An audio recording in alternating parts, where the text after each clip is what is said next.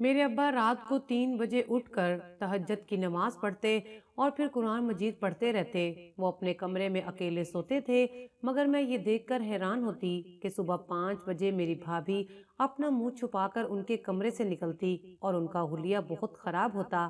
میں بھابھی سے وجہ پوچھتی تو وہ میرے ابا کو بد دعا دیتی کہ جب تمہارا باپ مرے گا اسے قبر بھی جگہ نہیں دے گی۔ ایک روز رات کو ابا کے کمرے سے بھابھی کی چیخوں کی آوازیں آ رہی تھیں۔ میں بھاگ کر ابا کے کمرے میں گئی تو میرا دماغ چکرا گیا، کیونکہ بھابھی آج بھی میری آنکھ تلاوت قرآن پاک سے کھل گئی تھی۔ میں نے گھڑی کی طرف دیکھا تو صبح کے 4 بجنے والے تھے۔ میرے ابا اتنی پیاری اور اونچی آواز میں قرآن پاک کی تلاوت کرتے تھے کہ میری روز ہی اسی وقت آنکھ کھل جاتی تھی۔ میرے ابا نہایت ہی شریف انسان تھے۔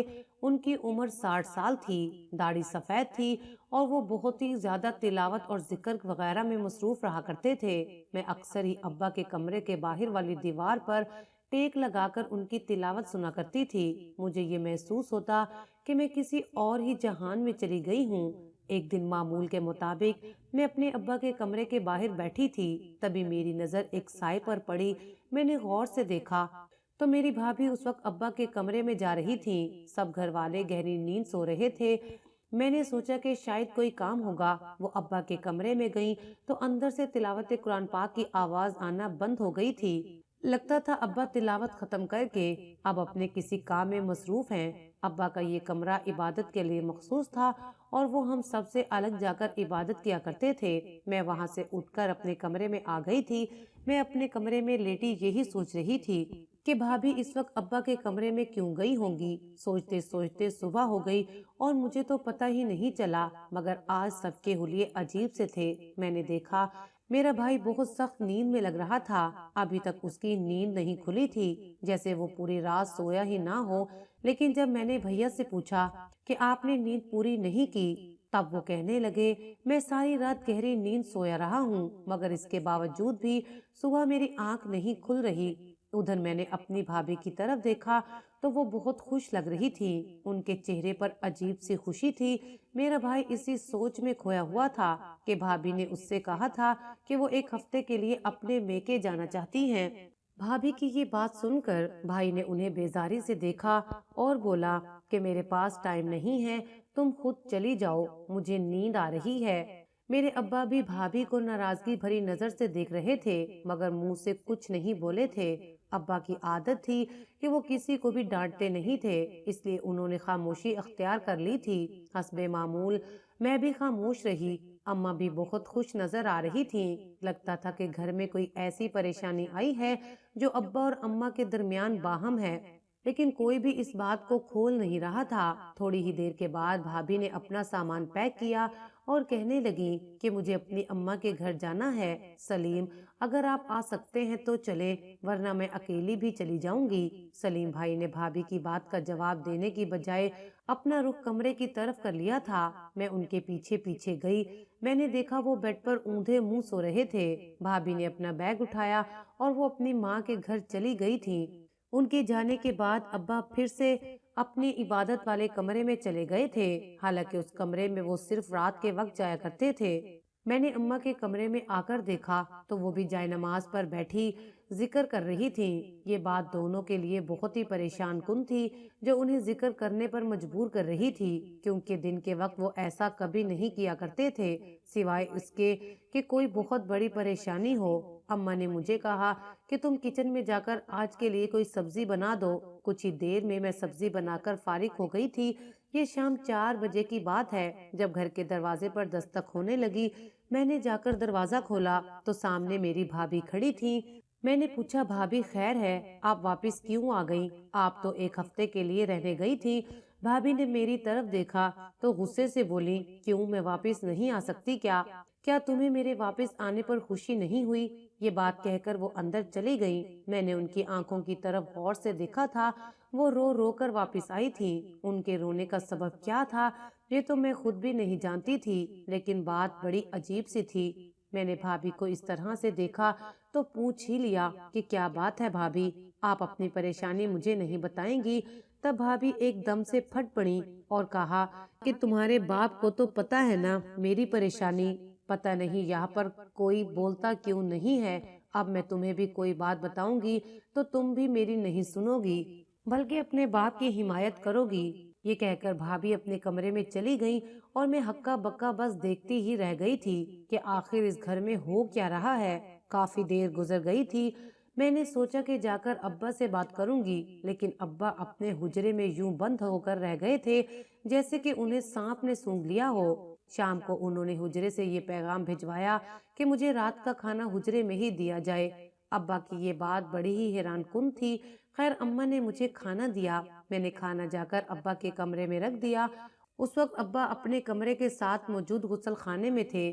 سامنے مصلے پر قرآن پاک پڑا ہوا تھا، جسے دیکھ کر معلوم ہوتا تھا کہ ابا بھی تلاوت ہی کر رہے تھے۔ جب ابا باہر آئے تو میں نے بھابھی والی بات انہیں بتا دی۔ ابا میری بات سن کر مسکرائے اور بولے کہ جا کر اپنی بھابھی سے کہو کہ وہ آ کر مجھ سے دم کروا لے، اسے نظر ہو جاتی ہے اور اکثر عورتوں کو نظر کا مسئلہ رہتا ہے، تم جاؤ جا کر اسے میرے حجرے میں بھیجو۔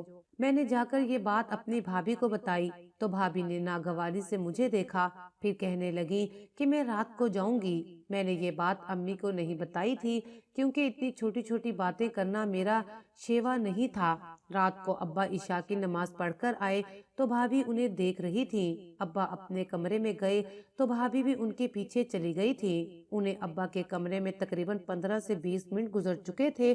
مجھے یہ بات عجیب لگی کہ وہ اتنی دیر سے وہاں کیا کر رہی ہیں۔ تقریباً آدھا گھنٹہ مزید گزرا تھا کہ میرے ابا کے کمرے سے بھابھی کے چیخوں کی آواز سنائی دی تھی۔ میں حیران ہو گئی، پہلے مجھے لگا یہ میرا وہم ہے، لیکن پھر بھابھی کی چیخوں پکار بڑھتی ہی گئی۔ آخر کار گھر کے سب لوگ باہر آ گئے، صحن میں کھڑے ہو گئے، دیکھا تو یہ چیخیں ابا کے کمرے سے ہی آ رہی تھی۔ ہم لوگ ابا کے کمرے کی طرف بڑھے تو وہاں پر میری بھابھی عجیب و غریب حالت میں نیچے فرش پر ایسے پڑی تھی جیسے کسی نے ان پر ظلم و تشدد کر دیا ہو اور وہ کافی دیر سے درد میں تڑپ رہی ہوں۔ بھائی پر نظر پڑتے ہی بھابھی فوراً اٹھ کر کھڑی ہوئی اور بھائی کے سینے سے لگ کر رونے لگی، مجھے بچا لو، خدا کے لیے اس درندے سے بچا لو، یہ بہت برا شخص ہے، اس کے اندر ہوس بھری ہوئی ہے، یہ مجھے بیٹی کی نظر سے نہیں بلکہ ایک بری نظر سے دیکھتا ہے۔ میں سوچ بھی نہیں سکتی تھی کہ میرے باپ کی عمر کا شخص میرے بارے میں ایسی باتیں سوچتا ہوگا۔ میں تو بھابھی کے منہ کی طرف دیکھتی رہ گئی۔ ارے دیکھ کیا رہے ہو؟ تمہیں سمجھ نہیں آ رہا کہ اس کمرے کا ماحول کیا بنا ہوا ہے؟ تمہارا باپ میری عزت پر حملہ کرنے کی کوشش کر رہا تھا، مجھے دم کرنے کے بہانے اس نے مجھے اپنے کمرے میں بلایا تھا اور یہاں میرے ساتھ دست درازی کرنے لگا۔ ایسا سسر اللہ کبھی کسی دشمن کی بیٹی کو بھی نہ دے، یہ شخص اتنی بری نیت کا نکلے گا میں نے سوچا بھی نہیں تھا۔ میں تو انہیں اپنے باپ کی جگہ مانتی تھی۔ ابھی بھابھی یہ باتیں کر ہی رہی تھی کہ ابا کمرے سے باہر جانے لگے، تب بھائی نے انہیں روک لیا۔ ابا کہاں جا رہے ہیں؟ یہ جو باتیں کر رہی ہے مجھے ان کا جواب دے کر جائیں۔ ابا نے پھٹی پھٹی نظروں سے اپنے بیٹے کو دیکھا جیسے انہیں اس بات پر یقین ہی نہ آ رہا ہو۔ بیٹے تم مجھ سے اس بات کا جواب مانگ رہے ہو اس سے پہلے کہ میں مر کیوں نہیں گیا؟ ابا میں نے جو بات کی ہے اس کا جواب دیں۔ بھائی نے بڑی سختی سے ابا کو اپنے بازو میں جکڑ رکھا تھا جیسے کہ وہ انہیں مجرم مان رہا ہو۔ مجھے تو اپنے بھائی کی یہ حرکت بہت بری لگی تھی۔ میں تو سوچ ہی نہیں سکتی تھی کہ ابا اتنی گری ہوئی حرکت کریں گے، لیکن پتہ نہیں کیوں حالات ہی ایسے بن گئے تھے کہ ہم سب ابا پر شک کرنے لگے تھے۔ حالانکہ ابا ایسے نہیں تھے، وہ ہر وقت اپنے کمرے میں بند رہتے، کسی سے بات چیت نہ کرتے، تو ہمیں ان کے بارے میں زیادہ علم نہ تھا۔ بھیا کی بات پر اچانک سے میری امی بول پڑی تھی۔ وہ کہنے لگی میں اپنے شوہر کو اچھے سے جانتی ہوں، میں نے آپ کے ساتھ زندگی کے 40 سال گزارے ہیں، آپ ایسا نہیں کر سکتے۔ میرے ابا اماں کی یہ بات سن کر وہیں پر بیٹھ گئے تھے جبکہ بھائی اپنی بیوی کو لے کر کمرے سے باہر آ گیا تھا۔ میں نے دیکھا بھائی اپنی بیوی سے وعدے اور قسمیں نبھا رہا تھا جبکہ بھابھی منہ بھر بھر کر میرے ابا پر الزام لگا رہی تھی۔ کہنے لگی کہ میں آپ کے ابا کی وجہ سے بولتی نہیں تھی، آپ کا رشتہ ان کے ساتھ بہت احترام اور عقیدت کا ہے، لیکن وہ مجھے ہمیشہ ایسی ہی نظر سے دیکھتے تھے۔ اس سے پہلے بھی بہت بار ایسے ہو چکا ہے لیکن میں نے آپ کو بتایا نہیں۔ بس اب آپ مجھے جلدی سے اس گھر سے دور لے جائیں تاکہ ہم دونوں الگ رہ سکیں۔ میں اپنے کمرے میں آ گئی تھی، मगर सुबह हम सब पर एक और कयामत आने वाली थी। अब्बा नाश्ते पर नहीं आए। अम्मा ने मुझसे पूछा कि तुम जाकर उन्हें जगा कर ले आओ। भाई कहने लगा कि वो किस मुंह से हमारे सामने आकर बैठेंगे। भाई की ये बात सुनकर मुझे बहुत बुरा लगा था। मैं जल्दी से अब्बा के कमरे में गई। वो कमरे का दरवाजा नहीं खोल रहे थे। मैंने आकर भैया को बताया। अम्मी और भैया परेशान हो गए। हमने अब्बा के कमरे का दरवाजा खोला तो वो जैसे आखिरी सांसें ले रहे थे। उनके चेहरे पर ठंडे पसीने थे और आंखें बेनूर हो चुकी थीं। हम फौरन से अब्बा को अस्पताल ले गए, मगर डॉक्टर ने बताया कि अब्बा को हार्ट अटैक आया है। उनको कोई बहुत बड़ा सदमा पहुंचा है। मेरे अब्बा वो अटैक सह नहीं पाए थे और इस दुनिया से चले गए थे। अब्बा की मौत ने हम सबको हिलाकर रख दिया था। भाई ने सोचा नहीं था कि उसका बाप इतनी जल्दी छोड़कर उसे चला जाएगा। जिस बाप पर उसने इतना घिनौना और गंदा इल्जाम लगाया था, उसकी सफाई देने से पहले उसका बाप इस दुनिया से चला गया था। अब भाई को एहसास तो हो चुका था कि उसने जो भी किया गलत किया था। इसी वजह से वो अब्बा के जनाजे पर बहुत सख्त रो रहा था। उसकी आंखों में आंसू थे और लगता था जैसे वो खुद को कभी माफ नहीं कर पाएगा। हर बार यही कहता कि ये सब कुछ मेरी बीवी की वजह से हुआ है। वो मेरे अब्बा की कातिल है। उसे बुलाओ, वो कहाँ है? भाभी तो मुझे कहीं नजर नहीं आ रही थी। आखिरी बार वो मुझे तब मिली थी जब हम लोग अब्बा को अस्पताल लेकर जा रहे थे और उसने मुझे सफेद रंग की शाल लाकर दी थी। उसके बाद वो मुझे नजर नहीं आई थी। मैंने अम्मा से पूछा तो वो कहने लगी, खुदा गारक करे उसे, वो जहाँ गई है दफा होने दो, अब उसका नाम मत लेना। अम्मा की आंखों में अपनी बहू के लिए गुस्सा था, जबकि भाई भी अपनी बीवी से नाराज था। हम लोग अपने अब्बा के जनाजे के कफन दफन में लगे हुए थे। सब लोगों ने हमसे पूछा कि आपके अब्बा कैसे अल्लाह को प्यारे हो गए। अब हम उन्हें क्या बताते कि अब्बा को क्या सदमा पहुंचा था। लेकिन भाभी की गुमशुदगी अब हमें खटक रही थी और परेशान भी कर रही थी। सब लोग भाभी का पूछ रहे थे। हमने भाभी के माँ बाप से पूछा कि आपकी बेटी कहाँ गई है, तो वो कहने लगी कि वो तो हमारे घर नहीं आई। भाभी की माँ भी अपनी बेटी से नाराज लगती थी, लेकिन हमारे सामने भरम रखा हुआ था। हमसे अपनी बेटी के खिलाफ कोई बात नहीं की थी, लेकिन परेशान वो भी थी। मेरे अब्बा की तदफीन हो चुकी थी। घर से सब मेहमान जा चुके थे, मगर भाभी सुबह से गायब थी। तो मेरे दिल में ख्याल आया कि क्यों ना मैं अब्बा के कमरे में जाऊं, उनकी यादें ताज़ा कर लूं, उनके कमरे को देखूं, उनके इस्तेमाल शुदा चीज़ों को कहीं सदका कर दूं, ताकि अब्बा की रूह को सुकून पहुंचे। लेकिन मैं जैसे ही अंदर गई, सामने जमीन पर मेरी भाभी लेटी हुई थी और दर्द से चीख रही थी। मैं भागकर सबको बुला लाई थी। मेरी भाभी रो रही थी और कह रही थी, खुदा के लिए मुझे यहाँ रहने दो, मुझे यहाँ से बाहर मत ले जाओ, मुझे अपने किए की सजा मिल गई है। भाई ने भाभी से कहा कि तुमने हम सबको परेशान कर रखा है, बाहर आए सब मेहमान तुमसे मिलना चाहते हैं। अम्मा ने भाभी को बाहर आने के लिए कहा, मगर वो अल्लाह के वास्ते देने लगी कि मुझे मेरे हाल पर छोड़ दे। भाई ने जबरदस्ती उन्हें उठाने की कोशिश की तो भाभी ने जरा भी हरकत नहीं की थी। भाई ने जब उन्हें गुस्से से कहा कि उठ खड़ी हो जाओ, क्यों बच्चों की तरह जमीन पर लेटी हो, तब भाभी ने बताया कि उनसे खड़ा नहीं हुआ जा रहा, उनके नीचे वाले हिस्से ने काम करना छोड़ दिया है। भाभी की बात सुनकर हम सबका दिमाग चकरा गया था। मैं तो सोच भी नहीं सकती थी कि भाभी इतनी जल्दी अल्लाह की पकड़ में आ जाएंगी। मेरी भाभी ने जो कुछ मेरे अब्बा के साथ किया था वो बहुत ही बुरा था। भाभी से अम्मी ने कहा कि तुम जाकर अपने शोहर के कमरे में रहो, यहाँ से निकलो, ये मेरे शोहर का कमरा है। अम्मा ने उन्हें निकाल तो दिया था। भैया उन्हें उठाकर अपने कमरे में ले गए थे। अगले रोज भैया भाभी को डॉक्टर के पास लेकर गए। डॉक्टर ने भाभी के बहुत से टेस्ट किए, मगर सभी टेस्ट बिल्कुल ठीक आ रहे थे। अब भैया रोज भाभी को एक नए डॉक्टर के पास ले जाते, मगर किसी डॉक्टर को भी भाभी के मर्ज का पता नहीं चल रहा था। सबका कहना था कि अब ये सारी जिंदगी ऐसे ही चारपाई पर पड़ी रहेंगी, इनका कोई इलाज नहीं है। भाभी दिन रात चारपाई पर पड़ी रहती थी। अब तो उनकी शक्ल भी एक तरफ से बिगड़ती जा रही थी। अम्मी को उन पर बहुत गुस्सा आता था। एक दिन अम्मी फट पड़ी और भैया से कहा कि इस औरत को हमारे घर से निकाल दो। अम्मी भाभी को कहने लगी कि तुमने इस घर को तबाह कर दिया है, खुदा के लिए अब हमारा पीछा छोड़ दो। اماں نے یہ بات بول تو دی تھی لیکن اگلی ہی خبر نے امی کو چونکا دیا تھا۔ بھیا نے بتایا کہ بھابھی اب اکیلی نہیں تھی، اس کے وجود میں ایک اور وجود بھی پل رہا تھا جو کہ انہی کی اولاد تھا، یعنی کہ بھابھی ماں بننے والی تھی۔ اماں سر پکڑ کر رہ گئیں۔ اے اللہ، تو نے ہمیں کس آزمائش میں ڈال دیا ہے؟ اماں کی پریشانی دیکھنے والی تھی مگر پھر بھی وہ اپنی بہو کے لیے راستے صاف کرنا چاہتی تھی۔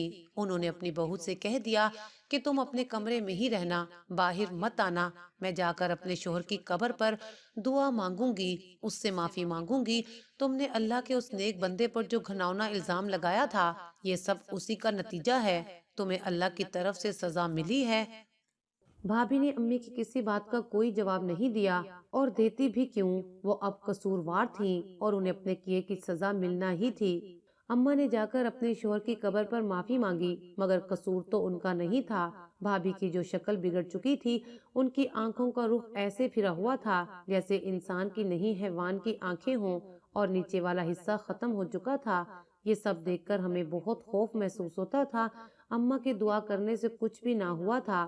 پھر ہم لوگ ایک عالم دین کے پاس گئے، انہوں نے بھابھی کو دیکھا تو یہ حالت دیکھ کر کہنے لگے، بیٹا اب اس کا ایک ہی حل ہے کہ تم نے جو کچھ بھی کیا ہے اب ساری مخلوق کو اکٹھا کر کے بتانا ہوگا۔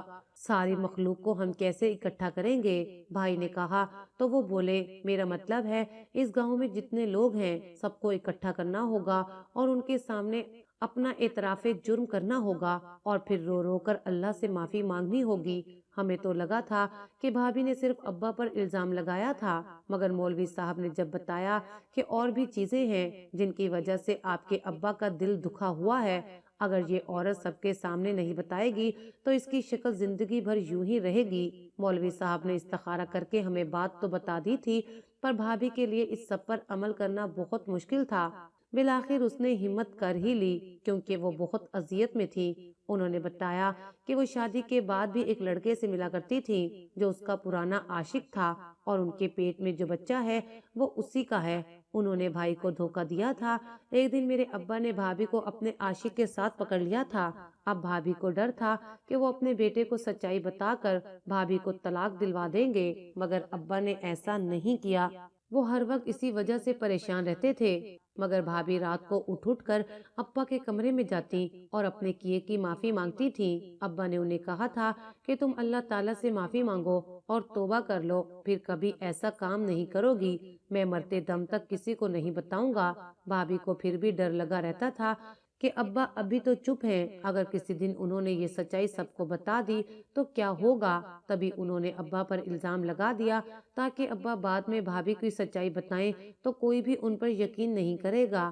اس کے بعد بھابھی رونے لگی تھی۔ بھیا نے بھابھی کے عاشق کا سنا تھا کہ اسی وقت بھابھی کو طلاق دے دی۔ بھابھی روتی رہ گئی تھی مگر اب بھیا کو اس پر ترس نہیں آیا تھا۔ بھابھی کی ماں بھی اس سے تنگ تھی اور وہ آئی تو تھی اپنی بیٹی کو لینے، لیکن انہوں نے اپنی بیٹی کو ہسپتال میں داخل کروا دیا تھا، وہ اسے اپنے ساتھ نہیں رکھنا چاہتی تھی۔ آج اس بات کو 2 سال گزر گئے ہیں۔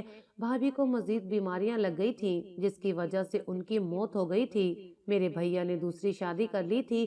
آج حالات بہت اچھے ہو گئے تھے۔ میرے ابا کے ساتھ بھابھی نے جو کچھ کیا تھا انہیں اس کی سزا مل گئی تھی۔